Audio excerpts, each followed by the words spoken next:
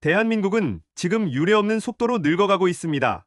2024년 대한민국은 전체 인구 중 65세 이상 인구 비율이 20%를 넘어 초고령 사회에 공식 진입했습니다. 합계 출산율은 2023년에 0.72명까지 떨어져 세계 최저치를 기록했고, 사망자가 출생아보다 많아지면서 2020년 이후 자연 인구 감소 시대에 접어들었습니다. 젊은 세대는 줄어들고 노년층은 급증하는 인구 절벽 현상 속에서 대한민국 사회는 경제 활력 저하와 복지 부담 증가 등 중대한 도전에 직면해 있습니다. 하지만 이번 영상에서는 이러한 위기 이면에 대응할 기회, 즉 실버 경제의 가능성에 주목해 보고자 합니다. 이 그림은 2022년부터 2070년까지 세계와 비교한 한국 인구 피라미드의 변화를 보여줍니다. 시간이 흐르며 인구 구조가 역삼각형으로 뒤집히는 모습이 뚜렷합니다. 2050년경이 되면 젊은 층보다 노년층이 크게 많아져 65세 이상 인구 비율이 40%를 훌쩍 넘을 전망입니다. 즉 일할 사람 1명당 부양해야 할 고령 인구가 거의 1명을 넘어서는 상황이 올 수 있다는 의미입니다. 이것이 의미하는 바는 무엇이고, 이러한 추세는 왜 시작되었고, 앞으로 어떤 위험을 가져올까요? 또 우리는 이를 어떻게 지혜롭게 대처하고 기회로 전환할 수 있을까요? 대한민국이 이처럼 빠른 속도로 고령사회가 된 데에는 역사적 정책적 배경이 있습니다.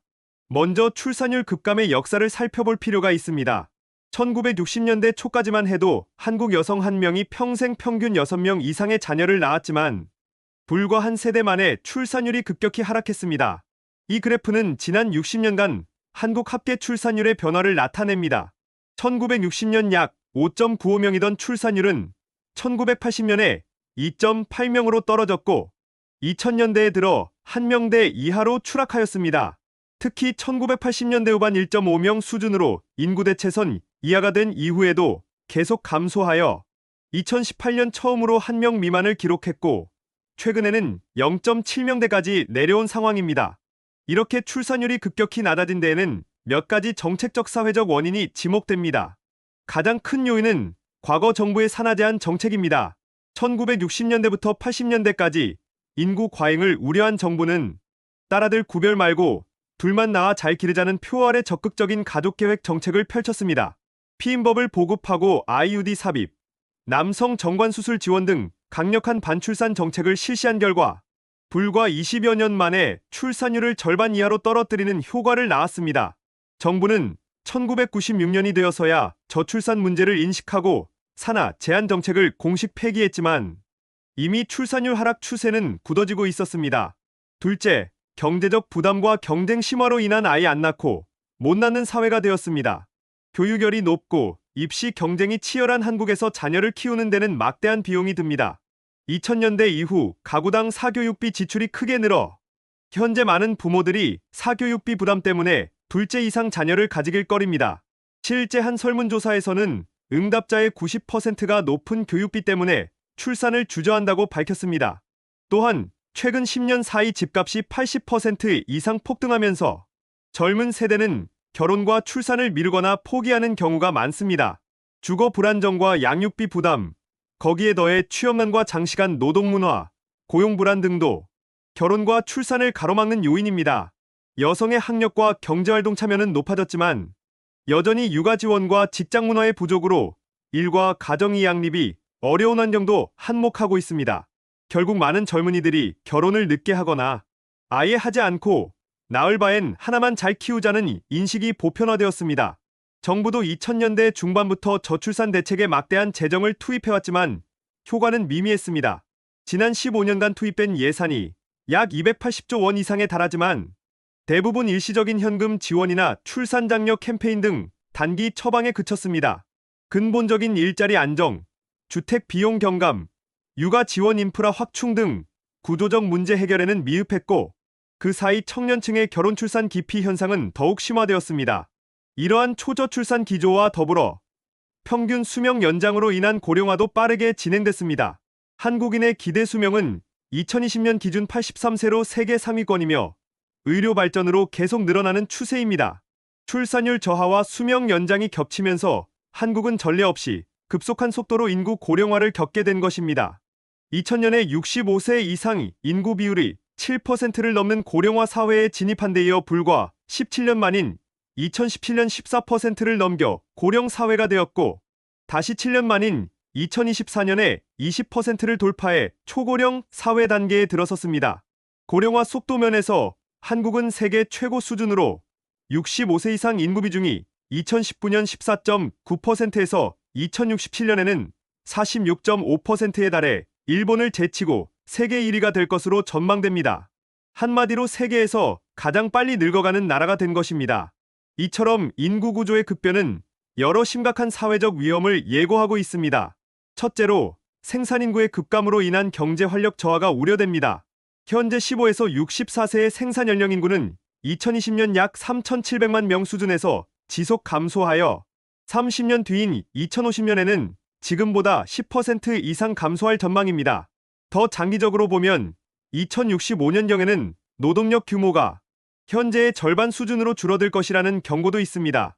인구 절벽으로 일할 사람이 크게 줄면 잠재 경제 성장률이 하락하고 나아가 국가 경제 규모 자체가 위축될 가능성이 있습니다.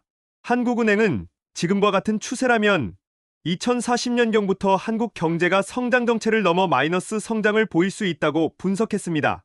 실제 2% 내외이던 경제 성장률이 인구 요인 때문에 0%대, 나아가 음의 성장으로 돌아설 수 있다는 것입니다. 이는 국가 경쟁력과 재정 건전성에 심각한 타격을 줄 수 있습니다. 둘째, 부양비 급등과 이에 따른 재정 부담의 문제가 있습니다. 젊은 세대 감소와 노년층 증가는 곧 노인 부양비의 급격한 상승을 의미합니다. 대한민국의 경우 2019년 현재 노년 부양비 약 20명이었지만 2060년경에는 이 수치가 100명을 넘어설 것으로 예측됩니다. 즉 일하는 사람 1명이 노인 1명 이상을 부양해야 하는 상황이 오는 것입니다. 이는 연금, 의료, 요양 등 사회보장제도의 부담이 기하급수적으로 증가함을 뜻합니다. 한국은행 보고서에 따르면 인구 고령화로 인해 연금 및 의료 지출이 GDP 대비 2025년 약 10%에서 2050년경 20% 수준까지 2배로 증가할 전망입니다. 특히 국민연금의 경우 현재 기금이 2055년에 고갈될 것으로 예상되는 가운데 연금을 받는 노인은 급증하고 내는 젊은이는 감소하여 연금제도의 지속 가능성에 큰 위협이 되고 있습니다. 의료비도 고령 환자 진료비 증가로 빠르게 늘고 있어 건강보험 재정과 노인장기 요양보험의 안정성에도 적신호가 켜졌습니다.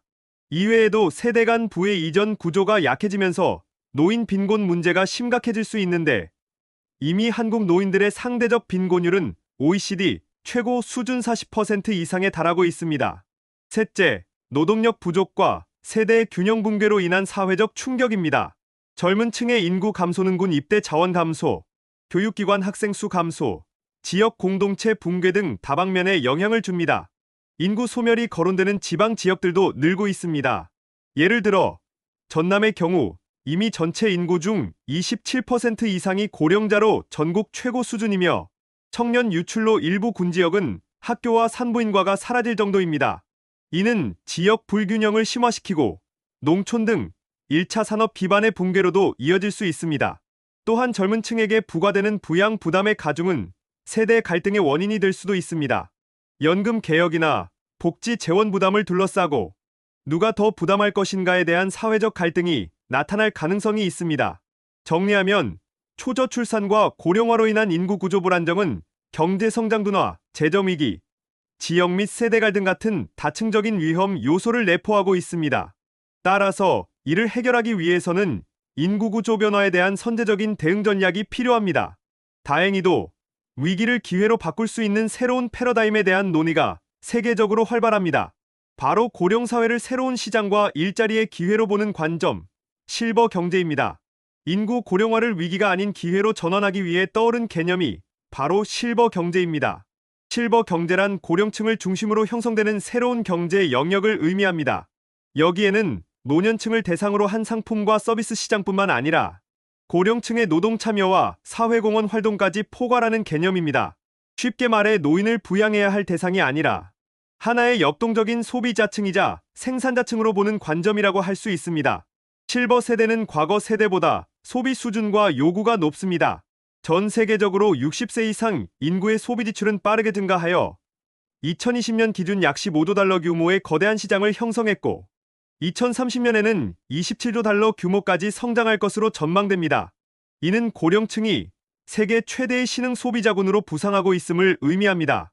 거의 모든 산업에서 시니어, 맞춤형 제품과 서비스의 수요가 커지고 있습니다. 예를 들어 헬스케어 분야에서는 원격 진료, 헬스 모니터링 기기, 간병 로봇 등 실버 기술 혁신이 활발하고 금융 분야에서는 은퇴 자산관리, 영모기지 같은 시니어 금융 상품이 개발되고 있습니다. 이러한 신산업들은 새로운 성장 동력이 되어 일자리와 투자를 창출할 잠재력이 큽니다. 동시에 실버 경제는 고령층의 노동력과 지혜를 활용하는 경제이기도 합니다. 예컨대 건강하고 능력 있는 50대에서 70대의 인력이 계속 일할 수 있다면 숙련된 인재풀을 유지하면서 생산성 하락을 완화할 수 있습니다. 이를 뒷받침하기 위해 법제도 개선과 인식 변화가 필수적인데요. 다음 장에서는 한국과 해외의 다양한 고령자, 고용 활성화 노력과 정책 대안을 살펴보겠습니다. 인구 고령화에 직면한 여러 국가들은 정년 연장과 고령자, 친화적 노동 정책을 통해 노년층의 경제활동 참여를 늘리는 노력을 기울이고 있습니다. 한국 역시 이러한 흐름에 맞춰 제도 개선을 모색하고 있는데 먼저 국내 상황을 보겠습니다. 현재 한국의 법정 정년은 대부분의 기업에서 만 60세로 정해져 있습니다. 하지만 60세는 현대의 평균 수명에 비춰볼 때 매우 이른 은퇴입니다. 정부는 정년 이후에도 희망자에 한해 계속 고용하는 계속고용제도 도입이나 아예 정년 연장까지 방안을 검토하고 있습니다. 일부 대기업에서는 이미 임금 피크제를 도입해 일정 연령 이후 임금을 삭감하는 대신 정년까지 고용을 보장하거나 정년 후 재고용 계약을 통해 몇 년간 더 일할 기회를 주고 있습니다. 이는 숙련된 인력이 갑자기 일터를 떠나지 않고 경험을 전수하며 연착륙할 수 있도록 돕는 방안입니다. 정부는 또한 경력 단절 재취업 지원 등 중장년층의 경제활동 참여율 제고에도 힘쓰고 있습니다. 중장년 재교육 프로그램, 새로운 일자리 알선, 직무 전환 훈련 등이 추진되고 있습니다. 해외 사례를 보면 특히 일본과 독일은 우리보다 앞서 다양한 정책을 시행해 왔습니다. 일본은 세계 최고 수준의 고령 사회로 한국의 좋은 비교 대상입니다. 일본의 65세 이상 고용률은 25.2%로 미국 18.6%나 영국 10.9%보다 훨씬 높습니다. 조사에 따르면 일본인의 80%는 정년 이후에도 계속 일하기를 원하고 그중 70%는 익숙한 현재 직장에서 일하기를 희망한다고 합니다. 이를 반영하여 일본 정부는 기업들이 근로자가 희망하면 70세까지 고용을 연장하도록 법과 지침을 정비했습니다. 2025년부터는 일본 기업들은 직원이 원할 경우 65세까지 의무적으로 고용해야 하고 더 나아가 70세까지도 일할 수 있도록 다양한 방안을 마련하도록 권고되고 있습니다. 이를 위해 정부는 기업에 보조금을 지급해 제도 개선을 독려하고 있습니다. 예를 들어 일본의 대기업 다이키는 정년을 60세에서 65세로 늘렸을 뿐 아니라 65세 이후에도 전문성을 가진 직원은 계속 근무할 수 있는 제도를 운영 중입니다. 매년 100명 이상의 정년 퇴직자를 이런 형태로 재고용하며 70세 넘은 베테랑도 현장에서 일하고 있습니다. 물론 임금 체계도 개편하여 60세 이후에도 성과에 따라 승진 보상이 가능하도록 만들었습니다. 이러한 조치를 통해 인력 부족을 해소하고 숙련된 시니어 인력의 노하우를 회사에 남기는 효과를 얻고 있습니다. 또 다른 일본 기업 펜클은 아예 액티브 시니어 사원 제도를 도입해 65세 이상 직원들도 원하면 계속 일할 수 있는 고용 구조를 만들었습니다. 이들은 연령 제한 없는 인사제도를 통해 고령 직원이 쌓아온 기술과 경험을 젊은 직원에게 전수하게 함으로써 세대 간 기술 단절을 막고 생산성을 높이는 효과를 보고 있습니다. 일본 정부 차원에서도 고령자 고용을 촉진하기 위해 50대부터 계속 고용을 대비한 직업훈련을 지원하고 지자체에서 시니어 인턴십이나 재취업 상담센터를 운영하는 등 다각적인 정책을 펼치고 있습니다. 독일의 경우 2000년대 이후 연금 개혁을 통해 법정 연금 수급 개시 연령을 65세에서 67세로 단계적 상향 조정했습니다. 이는 결과적으로 사실상의 은퇴 연령을 늦추는 효과를 가져왔습니다. 또한 독일 정부는 노령 인력 활용을 위해 2002년부터 노동의 새로운 질 이니셔티브를 추진해 왔습니다. 이 프로그램은 기업들이 고령 친화적인 작업 환경을 만들도록 장려하는 것으로 특히 중소기업들이 나이든 직원들을 효율적으로 활용할 수 있게 돕습니다. 독일은 또한 평생교육 체계를 강화하여 직장에서 50대 이후에도 꾸준히 직무교육과 기술훈련을 받을 기회를 제공합니다. 이처럼 정년 연장, 탄력 은퇴제, 직무 재교육, 노년층 친화 근무환경 조성 등이 선진국들의 공통된 정책 방향입니다. 이러한 정책은 고령층이 더 오래 일하면서도 건강과 생산성을 유지할 수 있도록 사회 전반을 바꾸는 노력이라 할 수 있습니다. 우리나라에서도 앞으로 일본, 독일 등의 사례를 참고하여 고령인력 활용 전략을 본격화할 필요가 있습니다. 정년 연장은 사회적 합의와 기업 부담 등의 문제가 있지만 노동력 감소를 보완하고 연금, 재정 안정을 도모하기 위해 언젠가는 가야 할 방향으로 보입니다. 또한 계속 고용제 등의 방식으로 퇴직 후에도 일할 수 있는 경로를 열어주고 시간제 단기 일자리 등 유연한 고용 형태를 확대할 필요가 있습니다. 정부가 추진 중인 고령자 친화기업 인증제, 장년 고용 우수기업 인센티브 등도 더욱 강화해 기업 참여를 유도해야 할 것입니다. 이와 함께 직무 재교육 프로그램을 체계화하여 퇴직 또는 은퇴 전후에 새로운 기술을 습득하고 제2의 직업을 찾도록 지원해야 합니다. 예를 들어 IT 기술이나 디지털 문해력을 가르치는 신중년 디지털 교육을 전국적으로 실시해 고령층도 새로운 일자리 분야에 도전할 수 있게 돕는 시기입니다. 나아가 이민정책과 연계하여 일부 숙련직이나 돌봄 분야에 해외 인력을 들이는 것도 노동력 보완 전략이 될 수 있습니다. 궁극적으로 중요한 것은 고령자도 능동적인 경제 주체라는 인식 전환이며 이를 위한 사회문화적 캠페인도 필요합니다. 마지막으로 주목할 점은 오늘날의 노년층은 과거 세대에 비해 훨씬 건강하고 교육 수준이 높다는 사실입니다. 현대의학과 생활 수준 향상으로 60대, 70대의 신체적 건강은 과거 40대, 50대에 견줄 만큼 좋아졌다는 말이 있을 정도입니다. 실제 70세의 신체 나이는 예전 60세라는 말처럼 기대 수명뿐 아니라 건강 수명도 늘어나고 있습니다. 인지능력 측면에서도 흥미로운 연구 결과가 있는데 영국 노팅엄 트렌트대 연구진의 최근 연구에 따르면 현재의 노년층은 동일 연령대의 이전 세대 노인들보다 인지기능 테스트에서 월등히 좋은 성과를 보였다고 합니다. 교육 수준 향상과 정보환경 발달로 인해 노년층의 두뇌 활동이 활발해져 세대 간 인지격차가 줄어들고 있다는 것입니다. 쉽게 말해 우리가 나이가 들어 할아버지 할머니 세대 연령에 도달했을 때 우리 조부모님이 그 나이에 보였던 능력보다 더 뛰어날 가능성이 크다는 설명입니다. 이는 고령층이 의지만 있다면 충분히 새로운 기술을 배우고 사회에 기여할 수 있는 역량이 있음을 시사합니다. 오늘날 60대, 70대 어르신들은 왕성하게 여가와 자기개발, 사회활동을 즐기는 액티브 시니어 세대로 불립니다. 이전 세대와 달리 컴퓨터와 스마트폰을 능숙하게 사용하고 새로운 것을 배우는데도 열의가 높습니다. 또한 자신의 경험과 재능을 살려 창업을 하거나 자원봉사, 멘토링 등을 통해 사회에 환원하는 분들도 많아지고 있습니다. OECD 등 국제기구에서는 이런 활동적 고령자가 많아질수록 사회 전체의 후생이 높아지는 활기찬 고령화의 선순환을 강조하고 있습니다. 나아가 유엔에서는 인구 고령화를 잘 대비한 사회는 장수의 배당을 누릴 수 있다고 충고합니다. 이는 건강하고 활동적인 노년층이 창출하는 경제적 사회적 가치를 의미하는데 이를테면 숙련된 시니어 인력이 더 오래 일하며 노하우를 전수하고 세금을 내고 소비를 이어가면 젊은 층 인구 부족으로 인한 경제 충격을 상당 부분 상쇄할 수 있다는 것입니다.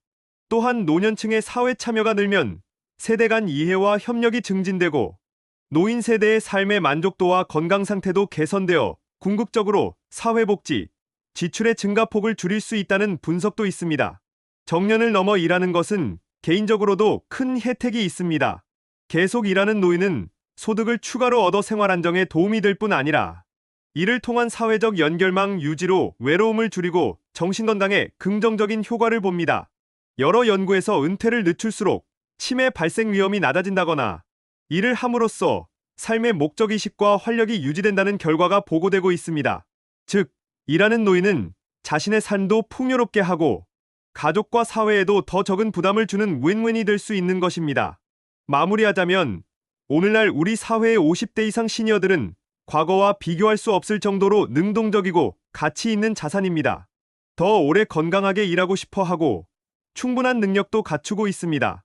이들의 잠재력을 살리는 것이 대한민국이 인구 절벽을 넘어 지속 가능한 성장을 이루는 열쇠일 것입니다. 지금까지 우리는 초저출산 고령화로 인한 위기와 그에 대응하는 실버 경제의 비전을 살펴보았습니다. 한국 사회는 전례 없는 속도의 인구 변화 앞에 서 있지만 위기는 곧 기회라는 말처럼 이 변화를 새로운 도약의 계기로 삼을 수도 있습니다. 핵심은 발상을 전환하는 것입니다. 나이든 인구가 늘어나는 것은 사회의 짐이라는 고정관념에서 벗어나 길어진 수명은 축복이며 고령 세대의 경험과 역량은 귀중한 자원이라는 관점으로 바라봐야 합니다. 이를 바탕으로 세대 간 공존과 협력을 강화하고 노동복지교육 등 각 분야의 제도를 재설계해야 합니다. 구체적으로는 젊은 세대의 결혼 출산을 가로막는 장애물을 제거하는 동시에 이미 우리 곁에 와 있는 고령 사회에 적합한 시스템으로의 전환이 필요합니다. 아이를 낳고 싶은 사람이 마음껏 낳을 수 있는 환경을 만들고 또한 일하고 싶은 어르신이 나이 때문에 밀려나지 않고 계속 일할 수 있는 사회를 만들어야 합니다. 교육 개혁, 주거 안정, 육아 지원을 통해 출산율 반등의 토대를 닦는 한편 정년 연장, 연금 개혁, 고령 친화 산업 육성을 통해 노령 인구 증가에 대비해야 합니다. 이러한 변화들은 어느 하나 쉬운 과제가 아니며 사회적 논의와 합의가 필요한 사안들입니다. 하지만 방향은 분명합니다. 더 오래 일하고 더 오래 건강히 활동하는 사회, 즉 모든 세대가 각자의 역할을 하며 살아가는 사회가 우리가 지향해야 할 미래상일 것입니다. 마지막으로 강조하고 싶은 점은 인구 구조 변화는 빠르게 진행되지만 그 영향은 점진적으로 나타난다는 사실입니다. 우리에게는 아직 대응할 시간과 여력이 있습니다. 지금부터 지혜와 용기를 모은다면 초고령 사회의 위기를 새로운 기회와 번영으로 전환할 수 있을 것입니다. 100세 시대라는 말이 흔해진 시대에 나이 듦을 두려워하지 않고 존중하며 세대가 조화롭게 공존하는 대한민국. 이것이 실버 경제가 가져다줄 밝은 미래의 모습일 것입니다. 지금까지 시청해주셔서 감사합니다. 이 영상이 마음에 드셨다면 구독과 좋아요 부탁드립니다.